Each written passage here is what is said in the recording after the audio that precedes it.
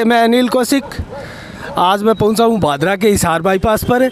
यहां पर किसान डटे हुए हैं और वो साधनों में, गाड़ियों में भरकर दिल्ली बॉर्डर की तरफ रवाना होने के लिए इकट्ठे हुए हैं। आइए जानते हैं किसानों से उनकी क्या मांग है। नमस्कार, आप कहाँ जा रहे हो? हम दिल्ली जा रहे हैं। दिल्ली किस लिए? दिल्ली को वो है ना, कूच करने के लिए। मोदी सरकार के लिए। तो आपकी क्या मांग है? हमारी ये 3 कानून है, ये 3 कानून नहीं तो इन तीनों कानूनों में किस प्रावधान का आप विरोध कर रहे हो? हम कृषि के बारे में है जो ले रहे हैं, खेती के बारे में बता रहे हैं। हम किसान है, हमारी फसल नहीं, मोदी जी आश्वासन दे रहे हैं कि ये किसानों के हित में है। नहीं, वो गलत आश्वासन दे रहे हैं। गलत आश्वासन दे रहे हैं, आप इससे संतुष्ट नहीं है? अच्छा, आप भी दिल्ली जा रहे हैं? Yes sir. धरना देने के लिए? यस। ओके। यहाँ बलवान जी विधायक जी मौजूद है, मैं विधायक जी से जानना चाहूँगा। नमस्कार विधायक जी, आप किसानों को लेकर कहाँ जा रहे हो? दिल्ली। दिल्ली जा रहे हो? हाँ। तो दिल्ली विधायक जी कौन से प्रावधान में आपको दिक्कत है, आपत्ति है? ये जो तीनों कानून आए ना, ये कानून किसान विरोधी, मजदूर विरोधी, व्यापारी विरोधी है। जी जी। सबसे पहले जो आवश्यक सेवा वस्तु अधिनियम खत्म किया है ना, कि स्टॉक सीमा बढ़ा दी, कोई कितना स्टॉक कर सकता है, उसे काला बाजारी बढ़ेगी, महंगाई बढ़ेगी। नंबर 2 बात, मंडी जो तोड़ने का प्रावधान, ये कह रहे हैं कि घर के आगे मंडी मिलेगी। तो हमारा शक 2 है। नंबर 1 तो घर के आगे जो मंडी वाला आदमी वो खरीदेगा किस रेट पर, ये नहीं बताया। नंबर 2 बात, वो भुगतान में आनाकानी करे तो उसको कैसे पकड़ेंगे। नंबर 3 बात, जो तीसरा कानून खेती बंदोबस्ती, जिसमें ठेका प्रथा को बढ़ावा मिलेगा।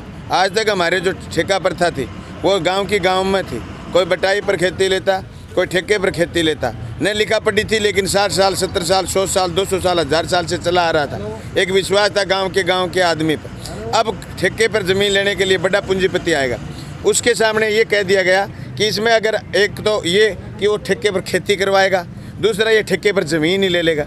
खेती करवाएगा तो भाव में मांडोली करेगा कि साहब मैं तेरा, तू ये खेती पैदा कर, मैं तेरा ये भाव इस भाव से खरीदूंगा। अगर उससे इनकार कर दे, खेती बाई दो अच्छी पैदा हो जाए, मार्केट में जरूरत नहीं बचे उस जिन्स की, अच्छी पैदा होने के बाद वो अगर ये कंपनी वाला ये कह दे कि मैं तो इस भाव नहीं खरीदूंगा, तो किसान के पास कोई आधार नहीं छोड़ा जिस आधार से किसान उसको मजबूर कर दे कि आप मेरा एक सामान खरीदो। जैसे आज से 30 साल पहले पेप्सिको ने किया था, पंजाब में किया था, और बीटी कॉटन वालों ने गुजरात में किया था, गंगानगर में किया था आलू वालों ने। ये ऐसी की ऐसी स्थिति जो होने वाली इन तीनों कानूनों से, इसके खिलाफ किसान देश भर में एकजुट हो रहे हैं। और एकजुट होकर के आज हम भी पंचायत चुनाव से उबर करके हाजिरी लगाने के लिए जा रहे हैं, हम भी उस आंदोलन में शरीक होने के लिए जा रहे हैं। लेकिन जो आह्वान वहाँ की कमेटी का फैसला आया है, हालांकि हमने पहले घोषणा कर दी थी कि हम दिल्ली जाएंगे, हालांकि उनका ऐलान यह है कि आप दिल्ली आने की बजाय आप राजस्थान के हर जिले में जाओ और वहाँ जाकर के किसान को जगाओ। आज हम वहाँ टीकरी बॉर्डर जा रहे हैं किसानों से एकजुटता दिखाने के लिए, और फिर इस लड़ाई को बहुत निर्णायक और मजबूती से लड़ेंगे। जिस तरीके से मैंने राजस्थान की विधानसभा में कहा कि ये काले कानून वापस लो, नहीं तो हम सड़क पर लड़ेंगे। आज उसी आह्वान के तहत हम सड़क पर हैं और जा रहे हैं दिल्ली की तरफ और केंद्र की सरकार को ललकारने के लिए। नहीं विधायक जी, ये प्रधानमंत्री मोदी जी कह रहे हैं कि ये किसानों के हित में है, ये किसानों के हित में नहीं है, तो क्या इस आश्वासन पर आपको कतई विश्वास नहीं है? नहीं, विश्वास हो कैसे? मोदी जी तो काला धन वापस लाने की कह रहे थे, आया क्या? मोदी जी तो 15 लाख खाते में आने की कह रहे थे, आए क्या? मोदी जी तो 2 करोड़ रोजगार देने की भी कह रहे थे, दिए क्या?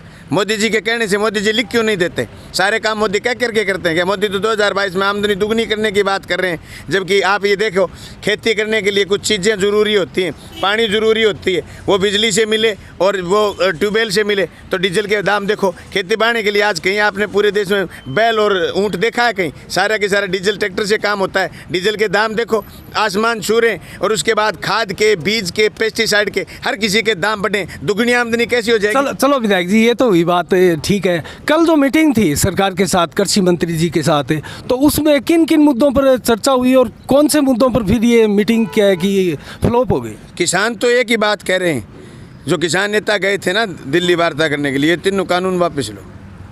इसी एक मुद्दे पर लड़ाई है, तीनों कानून वापस लो।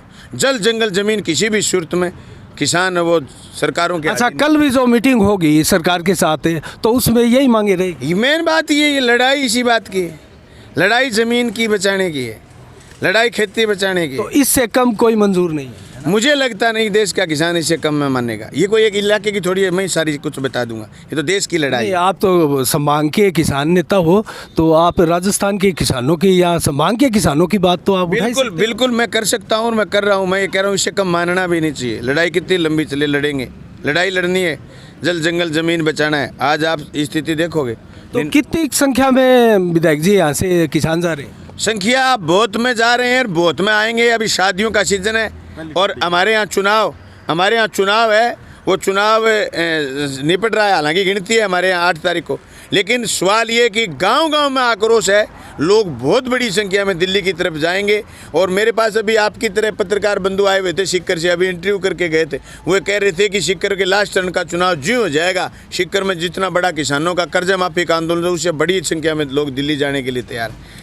देश का किसान लड़ना चाहता है झूठ के खिलाफ, देश का किसान लड़ना चाहता है बड़े पूंजीपति के खिलाफ, देश का किसान लड़ना चाहता है दादागिरी के खिलाफ। तो बलवान जी, मैं एक बात कहना चाहूँगा, बार बार 2-3 बार प्रधानमंत्री मोदी जी ने और संबोधन किया और जो इशारे दिए हैं कि ये कानून तो कतई वापस नहीं होगा, ठीक है उसमें कुछ प्रावधान डाले जा सकते हैं ऊपर से विधेयक और लाके, तो क्या इससे टकराव की स्थिति और नहीं बढ़ेगी? मैं बताऊं आपको, मोदी जी तो भूमि अधिग्रहण बिल लाने के लिए ज्यों ही सत्ता में आ गए थे ना 14 में, उसी दिन लगे थे और मुंह की खानी पड़ी और भूमि अधिग्रहण बिल वापस लेना पड़ा। देश का किसान लड़ेगा, ये ज़मीन नहीं जाने देगा भाई। आप इसकी गंभीरता को समझो। मोदी जी कहते हैं वो 13वें पताड़ होती, तो फिर देश लोकतांत्रिक क्यों है? इंदिरा जी ने भी कहा था, इंदिरा जी के खिलाफ लोगों ने जेलें भर दी थी। वो दिन दूर नहीं जो देश के किसान जेलें भी भर देंगे, लड़ भी लेंगे। नहीं, मुझे जहाँ तक याद है इस देश में 2-3 ही किसान बिल जो थे वो वापस हुए हैं, बाकी तो यथावत ही रहे। ठीक है, उसमें कुछ सुधार जरूर हुआ होगा। जो मुख्य, आपको लगता है ये वापस हो जाएगा? जो मुख्य अर्ज आदमी हमेशा ही तोप के लाइसेंस के लिए लड़ता है, लेकिन मांग उसकी बंदूक का लाइसेंस लेने की है। किसान ये चाहता है कि उसके भाव की गारंटी दो।